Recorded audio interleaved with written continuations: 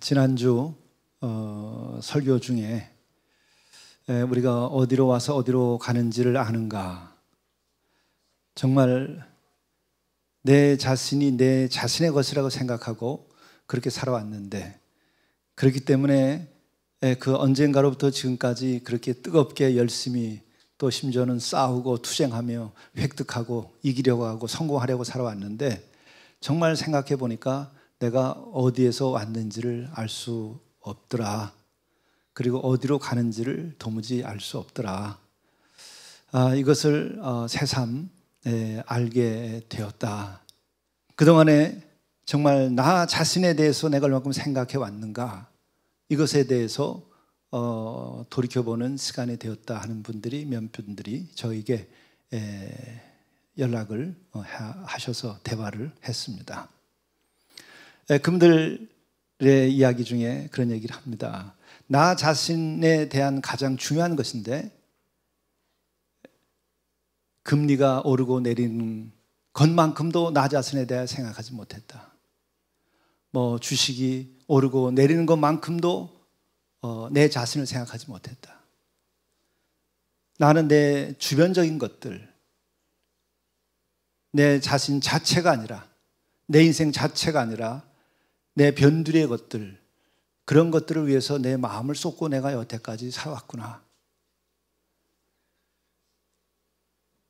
그러면서 성공했던 것도 영원한 것도 아니고 궁극적인 것도 아니고, 실패했다고 하는 것도 영원한 것도 아니고 궁극적인 것도 아니고, 그저 아침에 해가 떴다 지고 또 바람에 구름이 흘러갔다가 생겼다 사라지는 것과 별 다름 없는 것인데, 그것을 바라보는 내 자신에 대하여서는 진정으로 생각해 보지 않고 그 내 주변에 그렇게 나타났다 사라지는 것들이 전부인 양 살아온 내 자신이 참 새삼스럽게 어리석게 보였다. 이런 식의 이야기를 제가 들으며, 그분은 깨어났구나. 저분 살아났구나. 이제 제대로 살겠구나. 이제 제대로 만물을 지으신 창조주를 바라보게 눈을 뜨기 시작했구나 라는 생각을 했어요. 내가 만들어가는 나의 소유가 아니라 주어진 나의 존재 자체, 내 존재 자체를 가능케 하고 존재케 한 그 존재에 대하여 또한 생각할 수 있으려면 내 존재 자체에 대한 깊은 생각을 가져봐야 돼요. 그 깊은 생각에 이르면 누구나 똑같은 결론에 도달하죠. 나는 이렇게 시퍼렇게 살아있는데, 또 언제부턴가 내 삶이 시작된 것을 알겠는데 그 이전이 어떻게 해서 시작됐는지, 내 존재가 왜 존재하게 됐는지, 나는 어디로 가게 되는 것인지에 대하여 깊이 생각하게 되는 거죠. 그것에 대해 정말 내가 1차적으로 모른다고 하는 그 자각이 있어야 우리는 영적인 각성을 통해서 이 모든 것을 존재케 한 그 존재에 대하여 묻게 되는 거예요. 성경은 거기에 대해서 내가 세상을 창조하였다, 그런 자기 존재에 대한 깊은 질문을 가지고 나는 아무것도 모른다고 하는 그 상태에 이르렀을 때야 비로소 이 만물은 내가 지었다고 하는 그 창조의 첫 하나님의 말씀이 그의 존재에 복판에 천둥을 치게 되는 거예요. 그때 눈을 뜨는 거예요. 맨날 창세기 1장 1절을 외웠다고 해서 되는 게 아니라, 그렇기 때문에 창조에 대한 이 말씀을 우리가 받아들이려면은 진화론이다 아니다 이 수준의 얘기가 아니에요. 그것은 물질에 관한 가설이에요.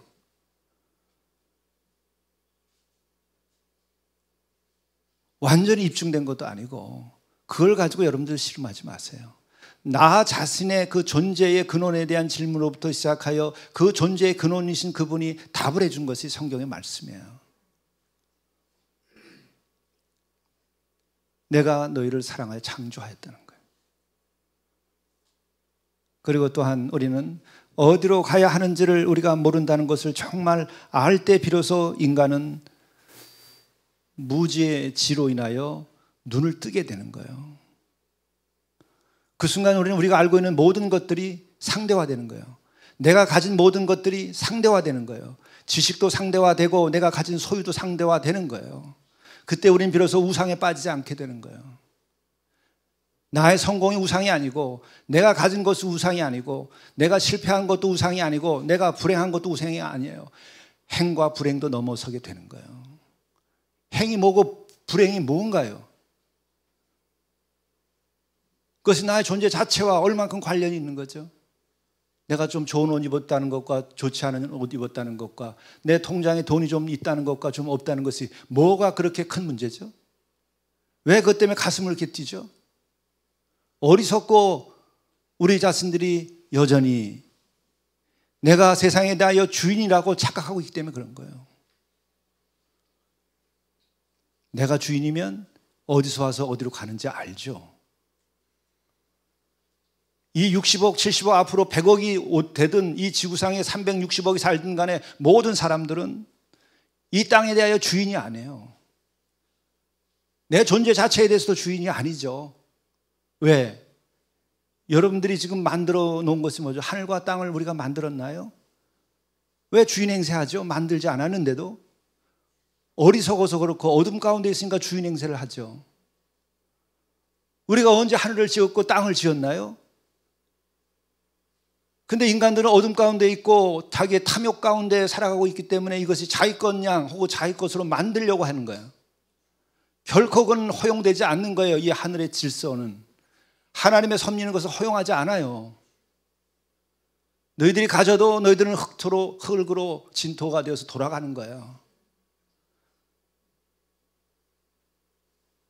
이 엄연한 사실을 인간들은 모르고 사는 거예요. 그게 어둠이에요. 왜 만물을 지으신 주인을 인정하지 않고 내가 주인처럼 행세하죠? 그게 어둠이에요. 그게 죄예요. 왜? 왜 그렇게 하죠? 만물을 지으신 하나님으로부터 버림받고 관계가 끊어졌기 때문에 우리는 내가 주인 노릇하는 거예요. 여러분들이 회사에서 직장에 들어가 가지고 열심히 일하다가 어느 날 자기가 회계 장부 조작하고 기타 등등 조작해 가지고 주인을 내쫓아버렸어요. 그리고 자기가 경영권을 쥐었어요. 그 자기가 주인 노릇해요. 그 주인과의 관계가 끊어졌어요. 그러면 그 주인과의 관계를 회개하기 전에는 관계가 회복되지 않습니다. 마찬가지로 만물을 지신 그분에 대하여서 죄를 짓고 그분에게 배반을 하고 등을 돌렸기 때문에 우리는 그분을 주인으로 인정하지 않아요. 회계장부 속여가지고 자기가 경영권을 박탈시켜서 자기가 주인 노릇하는 그 사람은 먼저 진짜 그 회사를 세운 사람, 그 창업자를 주인으로 인정하지 않아요. 주인이 돌아가기를 원치도 않아요. 그것을 죄라고 그러는 거예요. 회개하기 전에는 내가 나쁜 짓하고 도적질했다고 하는 사실을 내가 회개하기 전에는 그 창업주가 돌아오는 것을 허용하지 않고 그를 주인이라고 말하지 않아요. 마찬가지로 우리 인간은 만물을 지으신 하나님에 대하여 등을 돌렸고 배반을 했기 때문에 그 하나님을 주인으로 삼지 않는 거예요. 그래서 우리는 세상을 내 것으로 착각하면서부터 무슨 문제가 생기냐? 돈에 목숨을 걸어요. 완전히 미친 짓이죠. 돈이 내 생명보다 귀한가요? 물질에 목숨을 걸어요. 어리석어서. 그게 내 생명보다 귀한가요? 어리석어서 그런 거죠. 죄를 지으면 그 죄를 짓는 일에 목숨을 걸게 되는 겁니다. 창업주를 내쫓고 내가 경영권을 박탈해서 가지고 있다고 한다면 그는 성공해야만 돼요. 자기의 거짓됨과 가증스러움을 감추기 위해서 그 사람은 성공해야만 돼요. 모든 걸 내 것으로 여기고 모든 것을 내 것으로 만들어서 내가 그것을 우상으로 삼게 되는 거예요. 그래서 인간은 성공하지 않으면 못 견디는 거예요. 소유하지 않으면 못 견디는 거예요. 내가 잘나지 않고 교만하지 않으면 못 견디는 거예요. 명예를 위해서 목숨을 거는 거예요. 그래서 그 우상에 사로잡혀 있는 거예요. 그때 나는 어떻게 됩니까? 40대에 돌연사하고 50대에 돌연사하고 60대에 돌연사 하는 거예요. 그리고 돈 생기면 그거 가지고 나쁜 짓 하고 돈 생기면 그거 가지고 뭐 하죠? 쾌락에 빠져들고 누구 한 사람 도와줄 마음도 생기지 않는 거예요. 왜? 그는 진정한 주인이 아닌데 자기가 주인 노릇하는 도둑놈이기 때문에 그런 거죠. 배반을 해서 그렇게 살아가는데 배반자가 아니라고 그는 끊임없이 자기를 감춰야 되니까 그는 미워할 수밖에 없어요. 그래서 자기를 거룩하게 만드는 거예요. 죄인이면 어때서? 죄인이기를 고백해야 그 사람이 관계가 회복되죠. 창업주와. 하나님 아버지 만물을 주신 창업주와 우리가 관계가 회복되려면 내가 회개하지 않으면 안 되는 거죠. 배반했다는 사실을. 나는 더 이상 주인이 아니라는 것을 고백해야만 되는 거예요. 내가 주인이 아니라는 사실은 뭘로 알죠? 내가 주인이면 어디서 와서 어디로 가는지를 알게 돼 있어요. 여러분들이 컴퓨터를 만들고 여러분들이 프로그램을 만들면 프로그램을 여러분들이 해독할 수 있어요. 여러분들이 그 프로그램을 여러분들이 또 마음대로 다시 만들 수 있어요. 우리가 이 우주의 창조의 질서의 프로그램을 우리가 다시 만들 수 있나요? 이용해 먹을 수는 있죠. 분석하고 알 수는 있죠. 그러나 다시 우리가 프로그램을 만들 수가 없죠. 우리는 주인이 아니기 때문에, 우리가 만든 것이 아니기 때문에 우리는 그 속에서 그냥 먹고 사는 거죠. 이것을 인정해야 돼요.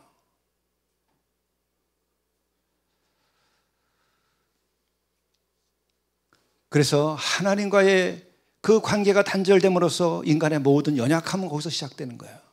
거기로부터 모든 죄의 행동과 죄의 동기가 거기서부터 시작되는 거예요. 근데 그 제일 끝에, 제일 밑바닥에 우리를 지배하는 게 뭐죠? 그것을, 가장 우리의 연약함이 뭐죠? 그것을 죽음이라고 하는 거예요. 만물을 지으신 생명의 주가 되신 그분에게는 죽음이 없어요. 거기에 생명이 있을 뿐이에요. 그러나 우리는 그에게 배반하고 등을 돌렸기 때문에 죽음을 맞이했다고 분명히 성경은 얘기하고 있어요.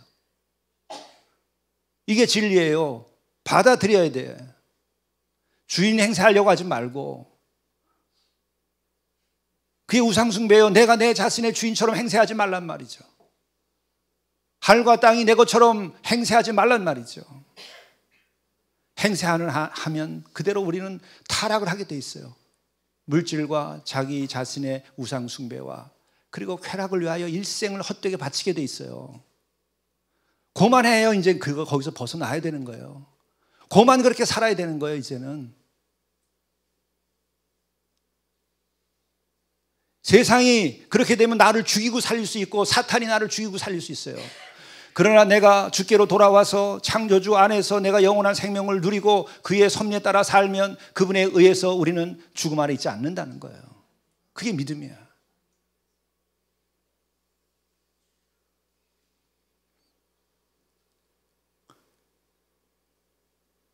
우리는 창업주를 내쫓고 우리끼리 회사를 차리듯이 사탄의 그늘 아래서 우리의 성을 만들어낸 거예요. 세속 도시라고 하는 것은 그렇게 하나님께 등을 돌리고 우리끼리 악한 세상을 만들어 놓은 것이 세속 도시라는 거예요. 세속적인 삶이라는 게 그런 거예요. 거기에는 죽음의 해결의 길은 없어요. 거기는 깨끗하게 삶을 끝내는 화장터는 있을지 몰라도, 호화묘지는 만들어낼 수 있을지 몰라도 닫힌 무덤이 열리고 영원한 생명과 빛을 받을 수 있는 길은 더 이상 없어요. 우리는 거기에 포기하고 그렇게 해서 끝나든지 허무의 자녀가 되든지 아니면 끊임없이 우리는 세상의 그 물질적인 것과 영원하지 않은 것을 위하여 자기의 목숨을 다 바치고 끝을 내든지, 아니면 그것이 정말 지긋지긋하고 더 이상 못 살겠다고 해서 거기서 뛰쳐나와서 주께 나의 생명을 구하고 구원받기를 원하고 나를 구원해달라고 내가 주께 간구하는 애절한 외침과 부르짐이 있으면 그는 그 악한 성에서 나올 수 있습니다. 죽음의 성에서 나올 수 있어요. 사탄의 성에서 우린 빠져나와서 영원한 생명의 성으로 올라갈 수 있다는 거예요. 그러나 우리는 지은 죄가 너무 심해서 우리의 능력으로는 다 될 수 없는 처지에 지금까지 살아왔기 때문에, 너희들 상태에서는 안 되기 때문에 우리를 구원하기 위하여 직접 사람의 몸을 입고 오셨다는 거 아니에요. 그렇게까지 정말 지독하게 사랑을 하시는데도 그게 못 믿어지는 거예요. 자기가 주인이기 때문에. 자기가 주인이기 때문에 그게 믿어지지 않는 거예요. 잘못 길들여졌기 때문에, 사탄의 교육을 받았기 때문에 그렇게 되는 거죠. 내 영혼이 사탄에게 빼앗김을 받았기 때문에 그런 거예요. 죽음에 빼앗긴 겁니다. 그래서 결국 우리의 맨 마지막, 우리들의 이 세속 도시에서 살아가고 세상 복판에서 살아가는 우리 자신들, 여기에 물들어 버린 우리 자신들의 맨 밑바닥에 깔려있는 연약함이요, 우리의 에너지는 뭐냐면 죽음의 에너지예요. 죽음에 대한 불안 때문에 끊임없이 성공해야만 돼요. 죽음에 대한 불안 때문에 우리는 끊임없이 그 두려움 때문에 누군가를 지배해야만 되는 거예요. 그 죽음에 대한 불안 때문에 오래오래 살아야만 하는 거예요. 영원한 세계가 없고 영원한 나라가, 영원한 생명이 없으니까 오래오래 어쨌든 버티고 살아야 되죠. 생명과 영생을 위한 내 자신을 바칠 수 있는 마음이 안 생기는 거예요. 어떻게 생기겠어요? 생기려고 해도 안 생기는 거예요. 그게 우리의 연약함이에요. 그게 우리의 죄됨이에요. 그리고 바로 그 죽음의 그늘 아래에 있는 이들은 죄책감을 넘어서 죄의식 속에서 살아가게 돼 있어요. 죄의식 속에서 살아갈 때 우리에게 나타나는 현상이 뭐죠? 그것은 영적인 부도체가 돼서 영적인 세계에 대하여 눈을 뜨지 못해요. 그런 사람들은 사실상은 자신의 성공을 원치 않아요. 진정한 자신의 행복을 원치 않아요. 그래서 쾌락에 빠지는 거예요. 진정한 자유를 원치 않아요. 그런 사람들은, 죄의식 속에 사로잡힌 사람들은 진정한 자유를 원치 않아요. 그래서 물질의 종노릇하는 거예요. 진리를 구하며 진리와 더불어 살지 않아요. 사랑하는 자를 미워해요. 사랑하는 자를 믿지 않아요. 죄의식 속에 살아가는 사람은. 그렇게 사랑한다 말해도 그 사랑을 사랑으로 받아들일 수 있는 마음이 생기지 않아요. 그렇기 때문에 불신앙에 빠지는 거예요. 너희들이 죽음 안에 있고 너희들이 언제 죽음에서 벗어나는 삶을 살아왔던 일이 있는가 해서 친히 구하려고 예수께서 오셔서 십자가에서 피까지 흘려가며 죄의 대가를 치러주고 죄의 삭스를 지불해 줄 뿐만 아니라 죽은 그 돌 무덤에서 나와서 영원한 생명을 주겠다고 하고 부활을 보여줬어도 못 믿겠다는 거예요. 왜? 죄에 대해서 해방이 있고 죽음에 대한 해방이 있기 때문에 안 믿는 거예요. 왜? 죄 아래, 죄의식 속에 있기 때문에. 옳기 때문에 안 믿는 거고 사랑하기 때문에 사랑 안 하는 거예요. 진정으로 사랑하는 자를 죄의 의식 속에 있는 사람은 사랑으로 받아들일 수가 없어요. 서로 통하지 않으니까. 회개하는 자만이 진정으로 사랑할 수 있을 뿐만 아니라 진정한 사랑을 사랑으로 받아들여요. 여러분 자식 길러보면서 다 아시잖아요. 내가 정말 진지하게 사랑하는데 그 녀석은 엄마 아빠가 사랑한다는데도 사랑을 못 받아들여요. 죄의식 속에 빠지면 그렇게 되는 거예요. 방황 중에 있는 자식들은 방황하는 동안만큼은 사랑한다 하여도 사랑하는 것을 못 받아들여요. 인간은 그렇게 하나님과의 관계 속에서 그렇게 살아온 거죠.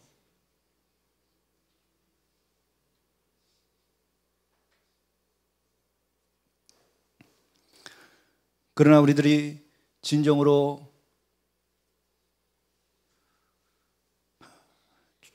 주님을 영접하고 정말 주님을 영접하여서 그 주님을 영접함으로 인하여 만물을 지으신 그 창조주 하나님을 내가 믿게 되고 그분이 나와 관계를 맺기 시작하면 어디서 와서 어디로 가는지 내가 모를지라도 평안함이 와요. 어디에서 시작되는지 모르지만 창조되었다는 것을 믿기 때문에 하나님의 사랑 가운데서 삶을 시작할 수 있는 거예요.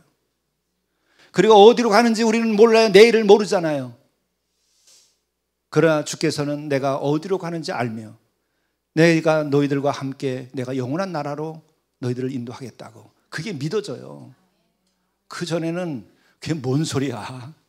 너나 나나 똑같지. 당신 하나 똑같지. 모르기는 마찬가지지 라고 생각하든지 아예 그거 자체에서 포기하죠. 그러나 사탄의 성에서 빠져나와서 내가 빛 가운데 거하게 되면은 그 예수님의 그 말씀이 그렇게 고마운 거예요. 그게 고마운 거예요. 다른 게 고마운 게 아니고. 그런데 고마워하지 않고 못 믿겠다 그러는 거죠. 우리가 인간관계에서 불신이 이 세상을 하도 깊기 때문에요. 옆집에서 정말 무슨 물건을 가져오면 받기가 겁나요. 왜? 이거 받았다 또 뭐를 요구할까? 10배로 갚는 거 아닐까? 주님은 그렇게 하지 않는 거예요. 우리는 그렇게 살지만 어둠 가운데 거하여 살아가는 우리들은 실로 누가 선을 행하고 누가 사랑으로 나와 함께 해주고 나를 도와준다 하더라도 무슨 저 뒤에 꿍꿍이 속이 있을까? 왜 저걸 줬을까? 그리고 받아들이기가 어려운 거죠. 성도들이 진정으로 여러분이 진짜 성경에서 말씀하시는 대로 선을 행하고 유술레몬처럼 사랑하기 시작하면요, 여러분은 다 의심의 대상이 돼요. 저 무슨 계산해가지고 저러고 살지?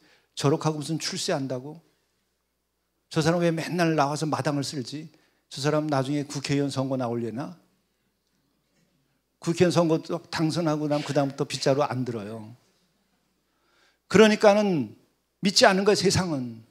우리가 진정으로 사랑을 실천하면은 세상은 받아들이기 어려워요. 우리가 그것이 누구냐? 우리 자신이죠. 그래서 너무나 큰 사랑이기 때문에 예수를 받아들일 수가 없어요. 웬 쇼를 저렇게 하셨나 하는 것처럼 이해되지 않아요. 너무나 큰 사랑이라. 어떻게 하나님이 사람의 몸을 입고 와요? 말도 안 되죠. 그러나 우리가 하나님과 같은 사랑의 마음을 가졌다면 사람으로가 아니라 짐승으로도 오시겠죠. 그렇지 않겠어요?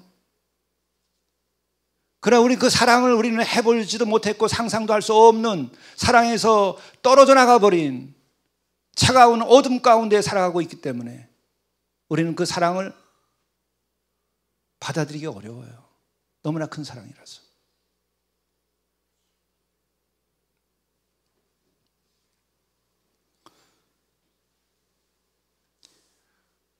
그러나 우리들이 정말 그 하나님의 무한한 사랑을 우리가 받아들이고 주님을 영접하게 되면 그때부터 어떤 변화가 일어나겠습니까? 결국은 우리는 내 마음속에 선한 양심이 작동하기 시작하는 거예요. 오늘 말씀을 보게 되면 우리에게 선한 양심이 있는 줄을 확신하노니 스스로 알아요. 자기 자신의 선한 양심이 있는지를 자기 자신이 확신하는 거예요. 이게 생겨요. 여러분들 안에 정말 내가 선한 양심을 가지고 있다고 하는 것을 확신하십니까? 우리 그냥 계산하고 살지. 그것은 선한 양심을 확신할 수 없는 단계에서 하는 얘기예요. 선한 양심을 확신하게 될 때는 사랑의 선행이 나를 모든 것을 처음부터 마지막까지 지배하게 되는 것이지 계산이 나를 지배하지 않는 거예요. 어려운 상황을 봤을 때 선한 양심이 나를 진정으로 지배하게 되면 체면이 없어져요. 같이 울고 같이 똥을 닦아주는 거예요. 토해낸 것을 같이 닦아주는 거예요. 내가 이거 토해낸 거 닦다 내 옷에 이거 묻으면 세탁비 얼마 들까? 그런 게 계산이 안 된단 말이에요.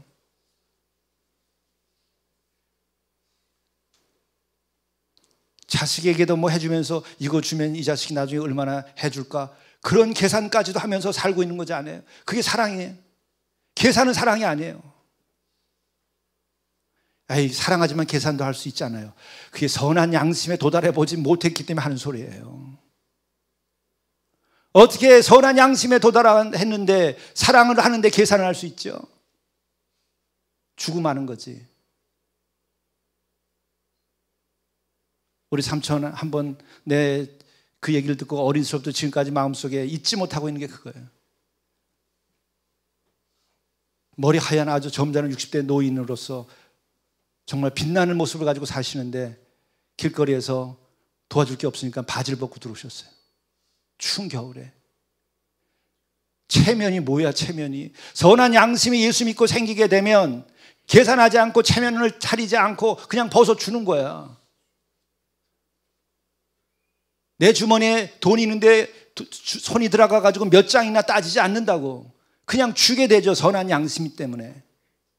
선한 사마리아 사람은 어떻게 하죠? 강도 만난 사람을 도와줬어요. 그냥 지나가도 될 사람이야. 거룩한 제사장도 그냥 지나가셨대요. 우리 같은 목사들도 다 그냥 지나가셨대. 그 정도면 지나가도 되죠. 아니 그분들도 지나가셨다는데 내가 무슨 뭐 얼마나 그거 하려고 내가 태어났어? 나는 지금 사업이 바쁜데, 예? 사업이 바쁜데 내가 제사장이요? 그리고 지나가도 될 건데 못 지나갔어요. 계산할 수가 없는 거야.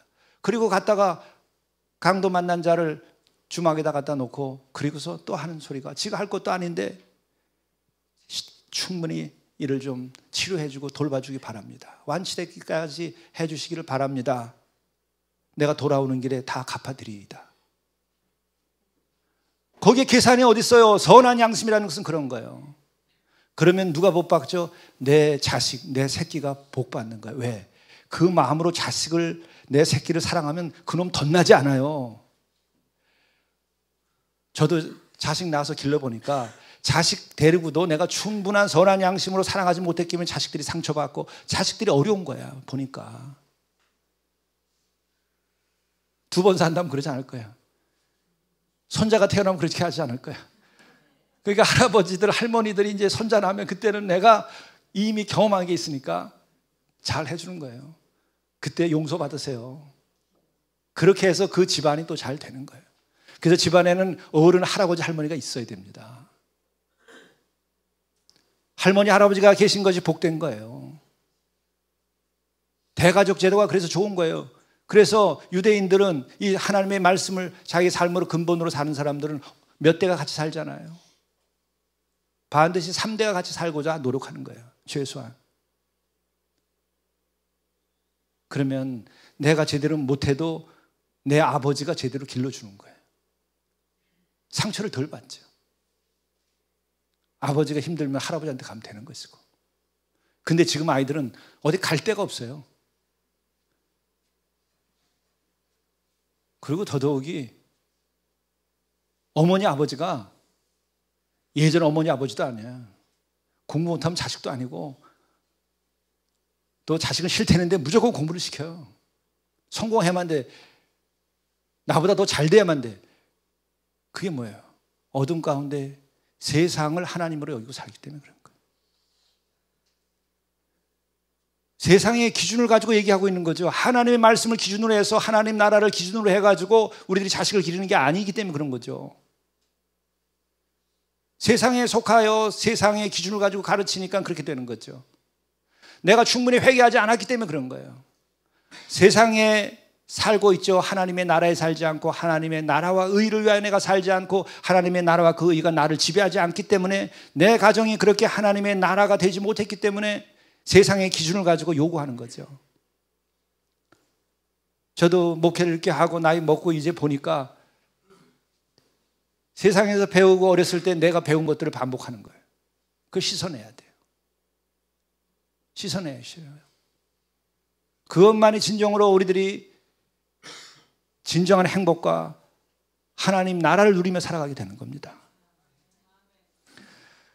그래서 주님을 영접하게 되면 우리들의 마음속에는 선한 양심이 작용을 하게 돼서 우리들이 흔들리지 않게 되는데 그 선한 양심은요 우리의 마음의 두려움과 불안을 내쫓을 수 있게 되는 거예요. 왜 우리가 세상에서 성공해야 되고 많이 가져야 되죠? 하나님부터 떨어졌기 때문에 죄 가운데 있기 때문에 그리고 선한 양심이 나를 지배하지 않기 때문에 그러죠. 그래서 우리는 그만 가져도 되는데 더 가져야만 돼요. 공직자들 그 청문회 할 때마다 드러나는 걸 보면은 그걸 보고 뭐 하죠? 1차 분노하지만 우리는 이제는 불쌍하게 생각해야 돼요. 이 땅에 살고 있는 이 세속 도시에 있는 모든 사람들 죄 가운데 있기 때문에 다 그렇게 사는 거예요. 왜 그거 없으면은 못 견뎌요. 황제 유학 안 보내면 못 견뎌요. 집을 몇 채 갖지 않으면 못 견뎌요. 몇십억짜리 안 가지면 못 견뎌요. 왜 그러죠? 영원한 나라가 그 안에 없기 때문에 그런 거예요. 그래서 그걸로 혹시 영원한 것이 될 수 있을까 하고 어둠 가운데서 그런 일을 하는 거예요. 어리석게. 쥐굴이나 개무귀라 봐도 정말 먹을 거 싸놓고 싸놔. 곧 다 끝날 건데도.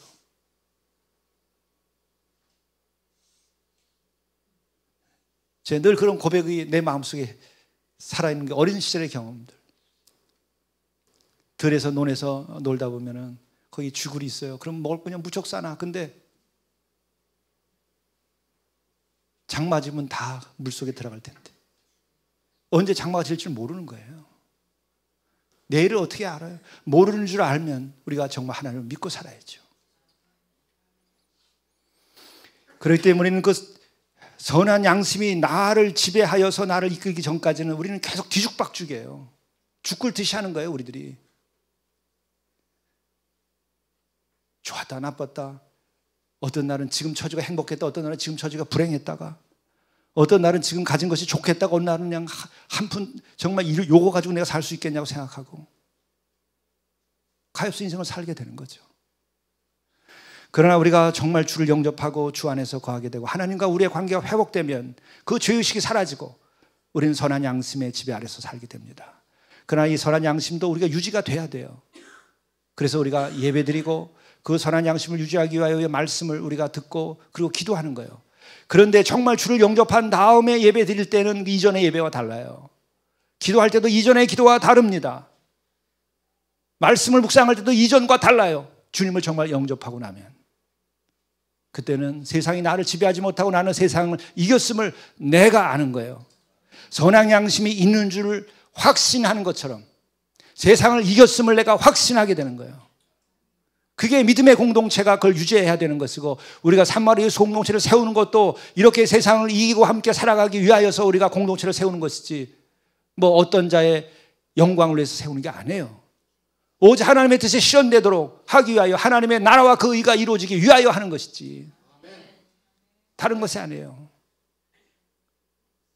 우리가 며칠에 한 번씩 만나는 거 가지고 충분하지 않으니까 더 자주 만나고 더 많이 기도하고 더 깨끗한 마음으로 세상을 벗어나서 살고자 하는 거죠. 그리고 우리가 정말로 예수 그리스도를 영접하게 되면 그 다음에 어떤 일이 생기냐면 정말 주님이 큰 목자라는 것을 알게 돼요. 주님이 나날이 나에게 베푸시는 은혜와 사랑이 크기 때문에 목자가 아니라 큰 목자라고 하는 것을 계속 알게 되는 거예요. 목자는 어떤 것이죠? 늑대나 사자로부터 그 양떼들을 보호합니다. 나의 주께서 나를 보호하시는 것을 경험해요. 그것도 큰 목자라는 것은 뭐예요? 큰 능력으로 보호하신다는 거예요. 사자도 물리쳐 주는 거예요. 사탄의 세력과 어둠의 세력을 물려줄 수 있는 거예요. 나의 주만이. 귀신도 내어 쫓았다고 예수께서 그러시잖아요. 아픈 자를 일으켜 세우셨잖아요. 나의 아픈 것과 나의 무너진 것을 세워주시고 나를 사탄의 공격에서 나를 보호해 주시고, 우리들의 영혼이 어떻게 사탄의 공격에서 이겨낼 수 있을까? 딱 하나밖에 없죠. 믿음 밖에는 사탄과 어둠의 영적 세력에서 우리들이 견뎌낼 수 있는 길은 없어요. 뭐 어느 큰 힘을 가진 사람을 의지하고 뭐 어느 나라와 동맹을 맺었다고 해가지고 우리들이 사탄의 세력에서 이길 수 있는 건 아니에요. 그건 이스라엘의 역사도 다 말하고 있는 거예요. 만물을 일으키신 하나님, 의로우신 하나님, 그분만을 믿을 때에 외적으로부터도 보호가 되는 것이고, 그분을 믿을 때만이 그 나라가 보존되고, 그를 믿을 때마다 그들이 복되게 살았죠. 지금 우리는 내버려 둬도 망해요. 외적이 쳐들어와서 들어오는 게 아니라 우리가 지금 사는 것은 이미 그 영혼과 그 삶은 엉망진창이 되어 있잖아요. 초토화되어 있지 않습니까? 지금 우리들의 영혼이. 누가 누구를 사랑하고 누가 누구를 돕고 있죠. 매일 싸우고 다투고 투쟁하고 미워하고 불신하고 서로 욕하고 그리고 거짓말하고 매일 그것이 점철되고 있는데도 우리는 다 같이 그 속에서 그냥 괜찮다고 살고 있는 거예요. 여당 야당만 교체되는 거죠. 진보와 보수만 교체되는 거죠. 하나님의 나라와 그 의가 실현돼야 되는 거예요. 그것만이 우리에게 희망이 있는 겁니다. 큰 목자가 되시는 것은 그 모든 불의와 어둠의 세력에서, 거짓된 것에서 우리를 보호하시고 지키시고 우리로 하여금 그 힘을 가지고 살아가게 하는 거죠. 그리고 우리가 정말 예수 그리스도를 주로 영접하였으면 큰 목자로서 그분을 받아들이되 어디까지냐? 예수를 영원한 언약의 피로 죽은 자 가운데서 이끌어내신 평강의 하나님이 모든 선한 일에 너희를 온전하게 하신다는 거예요. 이런 경험을 하게 돼요. 뭐예요? 평강을 얻게 되는 거예요. 우리가 왜 더 많이 가져야만 되고 그만 가져도 되는데 더 가져야 되고 우리는 더 높아지지 않은데도 더 높아져야만 되죠. 평강이 없기 때문에 그런 거예요. 온전한 평강이 내 안에 없기 때문에 그 결핍 때문에 더 해야만 돼, 더 가져야만 돼, 더 남을 지배해야만 돼, 더 남을 못 살게 구려야만 되는 거예요. 평강이 없어서. 그러면 자기 자신도 못 살게 구는 거예요. 자기 자신의 영혼의 행복도 없어요. 자기 자신의 기쁨도 없어요. 평강만이 우리의 모든 문제를 해결할 수 있는 힘이 되는 거예요.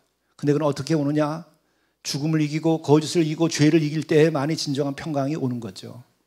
그것만이 평강을 우리에게 진정으로 주는 거예요. 그래서 평강의 하나님이라고 말해요. 평강의 주님이라고 말하죠. 왜? 그분이 진정한 평강을 우리에게 주시니까 평강의 하나님이라고 그러는 거예요. 그렇지 않은 것은 다 윤작하는 거예요. 이게 진짜인가 하다가 믿고 있다가 뻥 미총 다 떨어져 나가는 거예요. 이게 진짜인가 하다가 다 뻥 없어지는 거예요. 허상이에요, 허상. 영원하신 하나님께로부터 그 사랑을 받을 때만이 우리에게 진정한 평강이 오는 것이고, 그 영원하신 분과 관계가 끊어졌던 내가 회복되어서 죽음의 강을 넘어야만 진정한 평강이 오는 거예요. 그렇지 않으면 우리가 깨우면 깨울수록 잠 못 자는 죽음에 대한 공포와 불안이 나를 지배하는 거예요.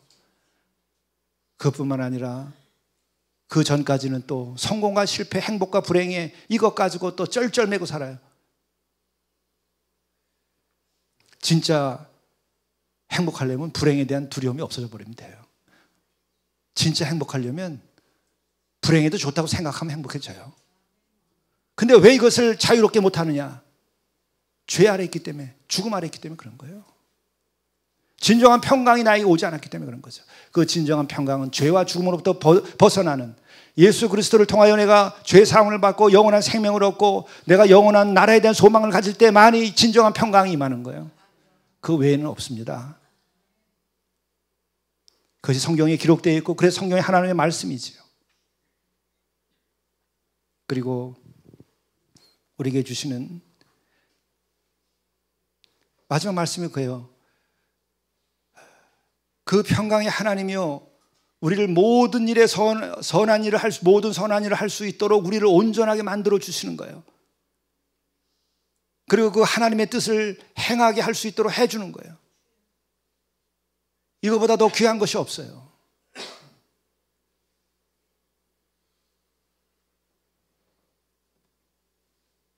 우리들의 목표는 불안의 산물일 수 있어요. 우리들의 삶의 목표는 두려움의 산물일 수 있어요. 그러나 평강과 자유와 사랑의 동기에서 시작된 목표를, 주를 믿고 주 안에서 평강을 얻은 사람들은 그 목표를 가지게 되는 거예요.